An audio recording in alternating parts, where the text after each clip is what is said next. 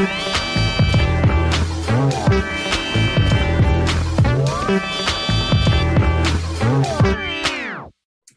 CCDA. It is my privilege to welcome Hyepin Im here with us today. She is the CEO of Faith and Community Empowerment, and she's going to speak to us some today about the importance of civic engagement. She has a lot of experience with this, with her organization and her community, and so I'm excited for her to give us some kind of tips and tricks to the trade. So I will let her introduce herself, and then we'll kind of go into some questions around civic engagement. Sure. Again, thank you so much for this opportunity. My name again is Hyepin Im. I am the President CEO of Faith and Community Empowerment, or FACE. We say we strive to bring the face of God through service and lift those who are faceless. Our organization that we founded in 2001, so we celebrate 20 years this year, really came out of my parents' story of being in ministry, but also ending up becoming really unpaid social workers. I saw their struggle in terms of helping so many people with jobs, housing, etc. And I desired, could there be a better model? And I grew up and I got to know this amazing church called First Amy, a very prominent Black church in LA. And I saw that when they partnered with the broader community, including government and corporations, it was a multiple win. They brought $3 million in offering, but an additional $12 million, right, outside of that offering. But what was really impressive that I think is relevant even to this conversation was that not just that they could help more people with those resources and even get paid for it, but more importantly, the partnerships, right, with government entities and corporations. These stakeholders now had a stake in the church's success. So they were lauding the work of the church in rooms and places where usually God, church, and communities of color are rarely ever mentioned. And I saw the church really, their reputation and welcome growing and now being perceived as a value stakeholder in the community. And when important decisions were being made, they were invited into the decision-making room. And I think as Christians, a lot of times, we get so busy, pulling up our sleeves and jumping in when the mess has been created as a result of those decisions that were made in those decision-making rooms where we were absent. And so I saw this model, a win-win-win, and I want to bring it to my community. A lot of miracles happen, and our organization formed again in 2001, and we've had over 800 partners from White House to Fortune 500. So I thank God, and we do a lot of work in a lot of different areas. That's awesome. That's encouraging to hear, just like the spectrum of things that you can do to civically engage. I was kind of wondering, how has your faith specifically, how has it inspired you to civically engage? I'm very inspired by the verse Matthew 5:16 that says, "Let your light shine before men, that they may see your good works and praise your Father who's in heaven." I think for many of us as Christians, we've been taught about the left hand not knowing what the right hand is doing. But the Bible is also clear that if we package our works, right, in such a way that the world sees that light, that they're blessed. And so that has been part of my faith, my desire. That it breaks my heart when I hear news of Christians. And when they do speak of Christians, it's rarely anything about good. It's usually about some famous church or pastor embezzlement and adultery, or, something really bad. And I feel that each time those stories happen, it breaks my heart, but I feel like they're throwing mud at God's name.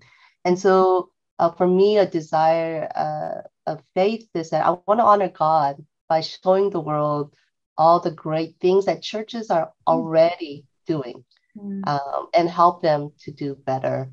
And I think that our faith light and leadership is something that God tells us to do, go and shine our light, right? But I've also experienced that the world wants and seeks our light as well when it's good, right? And so in that way, my faith walk, and I mean, ultimately, actually, even me starting this organization, I mentioned there were so many miracles, and it really was God that helped me and led me to start this organization. And as you might be aware, whenever organizations go on, there's many ups and downs, and it has been God that has allowed me to still stand. That's awesome. So take us back to like 20 years ago when you started off with FACE, and what were some of like your first steps as a practitioner thinking about civic engagement, and even what does that term mean to you? Because I think for a lot of us it's, oh, we just have to engage with our legislators, but I think it can mean so much more, like we've talked about before. Yeah. So the thing is that I read an article, I think even like last year sometime, but a lot of times we are seeking money from like different resources, but at the end of the day, we need resources to keep our offices open, etc. And but I learned like in compared to like private funding or foundation or even corporate funding, like government funding is like, I don't know, like 1,000-fold or 10,000-fold, something really ridiculous, right? And it is our government folks that uh, create policies that allow people to be winners or losers, or legal or illegal. And so I think that it is really important that we engage with our policymakers, not just elected officials. Definitely we should do that, but even government offices who've now been told by elected officials or by policies that are laws that have been put to implement. And those government officials are the one responsible for implementing such. For me, what happened was that, first of all, I connected again. I don't think of myself as political, and even now, as such. But the importance of engaging with policymakers is something that my eyes opened to. Partly because when we first started, Secretary Como, so Governor of New York, back then he was the U.S. Department of Housing and Urban Development Secretary.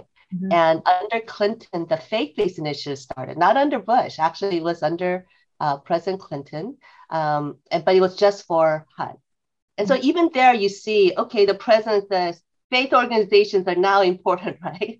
And so now, I guess back then, Secretary Como said, you know what, I want to do a faith-based economic development conference, training faith leaders how to partner with government to build affordable housing, senior housing, down payment assistance. I mean, now even foreclosure prevention. I mean, like so many of these components. And so they reached out to a group that I was connected with. And they said, hey, can you help us bring the faith leaders, right? And so that first conference brought like over 900 folks. Wow. And I helped to bring 60 of the Asian organizations, and 60 out of 900 is like nothing. But because Asian faith leaders, even to this day, are not as active or as visible or rarely even invited, that it did take notice. And then subsequently, we did one for Korean organizations only, and 350 leaders came. And again, that put us on the radar. But ultimately, even with that success, I learned there were no lines for the Asian community to stand it. And that led us to go to Washington, D.C., invite all the White House faith leaders, and bring Asian faith leaders from across the country. 100 came, using their own money and everything else to put on. And so I've learned over and over since then that, engaging in this space is so critical. Is their blessing, that allows us to put into action, whether it's a line for Asians to stand. And in 2005, year 5, because of our relationships, we learned about this resource that the Hispanic community was able to tap into. And because of our relationship, we were able to then advocate, and we won a historic $5 million grant from U.S. Department of Labor to help at-risk and adjudicated Asian youth. We helped a lot of other youth too, but we made sure that Asian youth were included. I do want to say one more piece. If you remember the story of Esther, right? There were the average Hebrew person pretty much thought, hey, I'm a good citizen. I don't need to worry about the king, or, I'm following the laws and whatever. But because of Haman, who didn't like Mordecai, Esther's uncle, he kind of devised a scheme where overnight the Hebrew people became enemies of the state. It was a policy decision, right? And it was only because Esther had a relationship with the king that she could even ask for a meeting. And when she asked for a meeting, because of the relationship, she got the meeting, and then she advocated for a policy change. Yeah, that's true. And because of that relationship and trust, the king responded positively. And then overnight, the Hebrew people went from victim to victors, right? Without bloodshed, without money, without effort. And this is where, again, policy plays such an important role, and partners, right? Partnering with government, corporation, other community organizations, other the media, universities, you're able to tap into their expertise, their network, their platform, their resources that allows you to do so much more than beyond your own capacity. Yeah, that's good. I think I hear a lot about you saying, I know this is true for us when we're in the advocacy world, that coalition building is like a huge piece of bringing your kind of the things you're seeing in your community into the public square. And so I was curious, how do you balance kind of what do you talk to your legislator about? Because obviously all of our legislators or even policymakers, as you're talking about, have their kind of things that they want to get done. Yes, but then we also are seeing certain things in our communities that we want them to be aware of. And how do you have those things coincide and then sometimes help redirect maybe even what your legislator thinking about? So I think this is where, again, relationships and shining your light is so important, because these decisions are being made every day. But those rooms, really, if you're not connected, they don't know to invite you. And so, again, that's where, again, being connected to groups, especially groups that are especially focused on advocacy, I think is really critical. For those advocacy organizations, the more community organizations or faith organizations are involved, it increases their influence and power. So they do welcome and value your participation. What I have seen is that I honestly don't have the bandwidth to be following every law. They're making law every day, policies every day. I don't have, I have a limited staff. I can't do that. But these staff members of these organizations, that's what they do. They track and follow. And what I have found helpful is that they then relay to organizations like us, hey, this is happening. Please sign on, or please give us input. Right. And so you're able to then give input and be able to follow without devoting enormous amount of time. So that's one way that I encourage you to do so.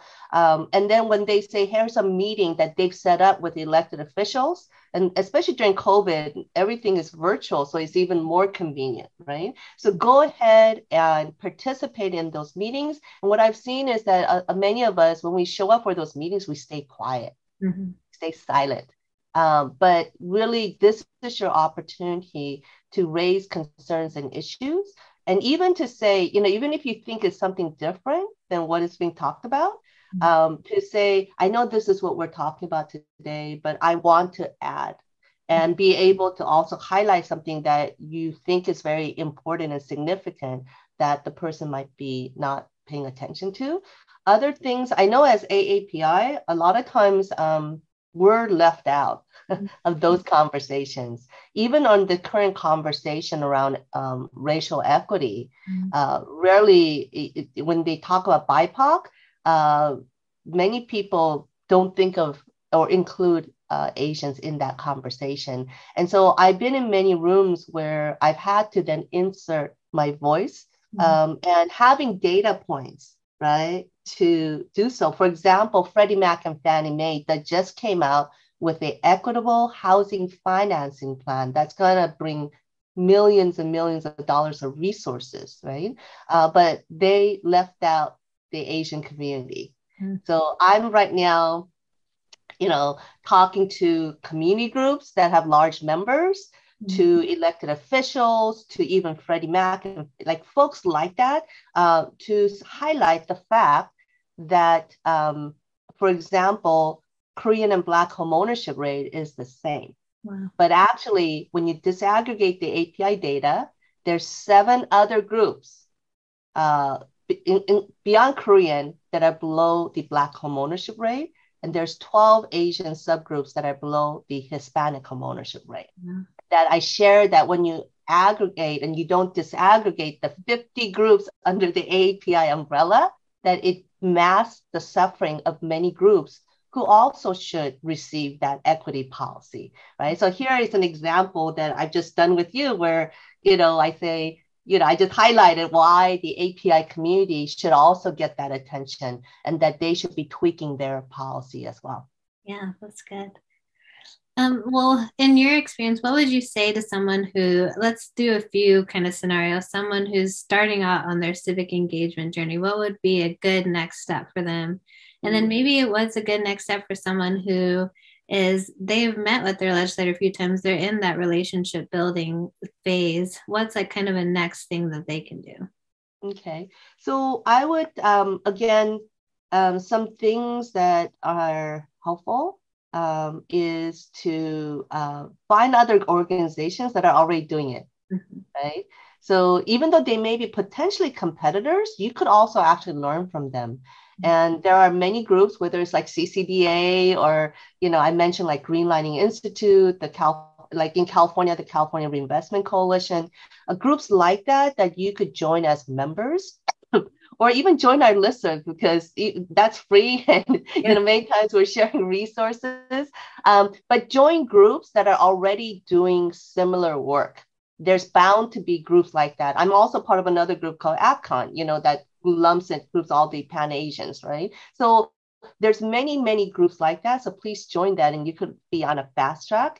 See who are their funders, their partners, and and what kind of programs that they're running, or programs that you want to run. Who else is doing it? How are they doing it? So I would say that as well. And then if you already have relationship with the elected official, I think that whenever if they are promoting a policy, even saying we thank you that you're leading this work will definitely get you on their radar screen. Or I know that you're working in this space. How can we help? Right? So I think we're all very busy people. And when the people who want something from us versus the people who want to help us, who's going to get priority in terms of our attention? The ones that want to help us, right? And I would say elected officials are the same. And then also, again, these elected officials and legislators, ultimately at the end of the day, they want to do a good job, whether it's just to get reelected or to get the right credit or to do the good that they're supposed to do for whatever their motivation. Bottom line, they want to be successful.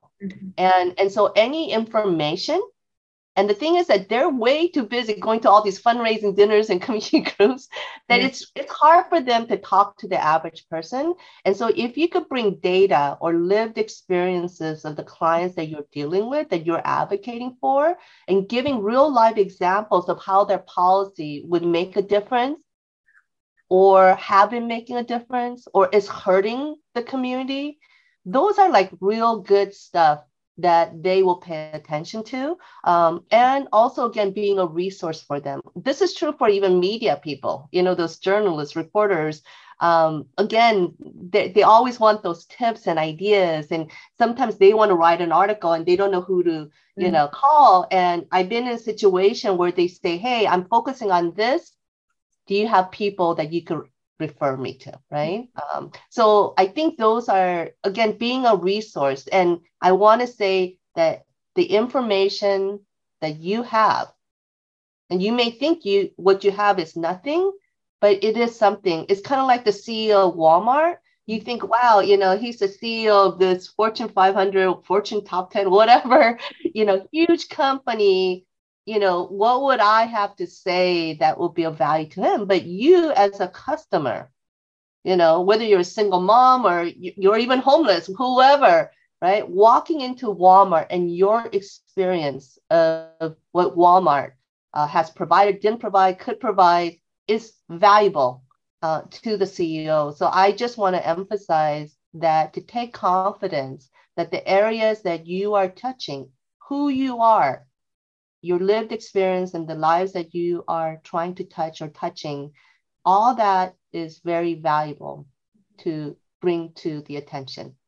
That's good. Thank you so much. Yeah, I really love all the points you highlighted in our time, like how we need to shine our light, how we need a coalition build relationships with the community organizations around us, as well as our legislators, and to like be a resource, like the lived experiences, the things that we're doing on the ground at the grassroots level matter, and they inform. Yeah. I just realized actually, when we started our organization from the beginning, we sought to help faith-based organizations do better, right? And to connect them to resources that were being given to everyone else. And we've been at this again for 21 years. But I think around year 16, something like that, I had a crisis of calling. Because it seemed like working with faith organizations, if you've had a few successes and, victories, that the next time you send an email that they would just respond, right? You would think like, Christina, if I send you an email because we built a relationship, I would think, unless you're like in some ER, I would hear from you at least in like a couple days, right? But with faith leaders, it always felt like I was starting from first base. And whenever each product, I felt like I'm having to pound the pavement and like try to, and I just thought, gosh, what am I doing wrong? And that led me to really again seeking if what I'm offering, what I'm doing is something that is truly valuable to the faith community and those who are seeking to do community development. And I thought about my dad, who was a first generation immigrant pastor with limited English skills. And I thought, gosh, you know what? With what I had to offer, could my dad take it in, digest it, and navigate successfully to the finish line?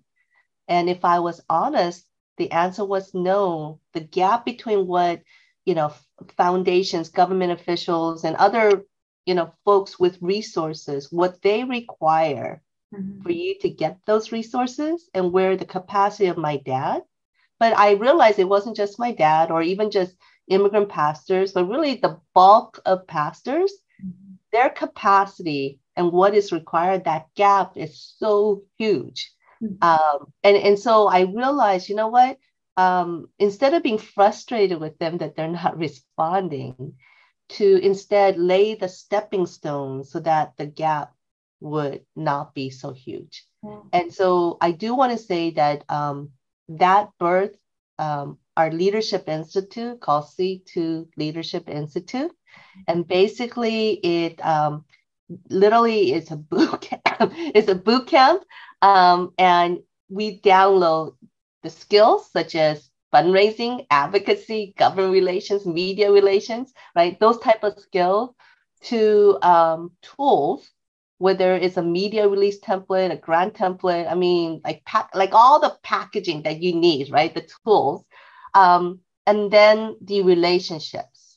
Because really, even if you have the best stuff, if you don't have a relationship with the media, you don't know who to send it to. If you even if you have great programming, if you don't know a funder, who do you send it to, right? And so literally we download all of it. And so we think of it as a Cinderella post-fairy godmother, in which, you learn how to shine your light in such a way that long after you're gone, it's not the prince, but the funders, the partners will come chasing you and seeking you out, right?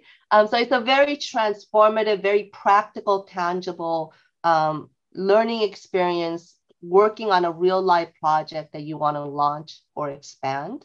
As one example, like with media relations, we brought the LA Times journalists, right? But before they ever came in, we give a media release template. We train you how to download your information. And then afterwards, we provide the one-on-one technical assistance to make sure you did it correctly. Mm-hmm. But not just that, we train you how to do your 1-minute pitch, develop your collateral. So then when you're in that training room, it's not just the journalist having a one-way conversation saying, well, this is how you get media coverage, but actually the participants are also pitching their story and getting some additional assistance. But on top of that, they have now a warm contact to put into their database. So I do want to say that that is something that I really want to encourage anyone. It will be a fast track, right? That maybe you could have learned over time, but this is again a fast track to jumpstart you in terms of the pathway that you are seeking to do. Yes, thank you. Thanks for sharing about that. I was going to ask you anyway. So I forgot about that, right? That's good.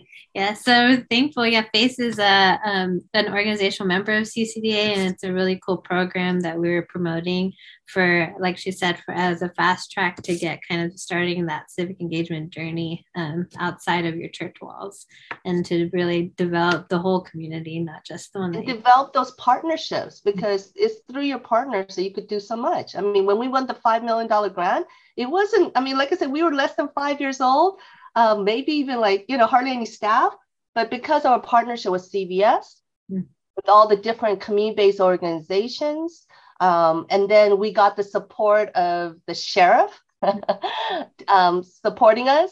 I'm trying to think of the Korean media, other organizations provide the space. I mean, like it was like this multifaceted, the National Retail Federation and CVS Pharmacy, like all these big partners that boosted us up to say we could take this on, right? So again, I really want to encourage all the folks to looking into the power of leveraging partnerships. Perfect. Well, thank you so much for your time and for sharing with us some of your best practices and even encouragement. I think there's a lot of just like encouragement of who God has called us as community developers to be and how we can like steward the things we've been given. So I really appreciate that. Thank you. You can find more information about FACE and Hyepin and also all of our civic engagement kind of toolkit and resources in the blog below. So I hope that you guys will take advantage of that. Thanks again. Thank you.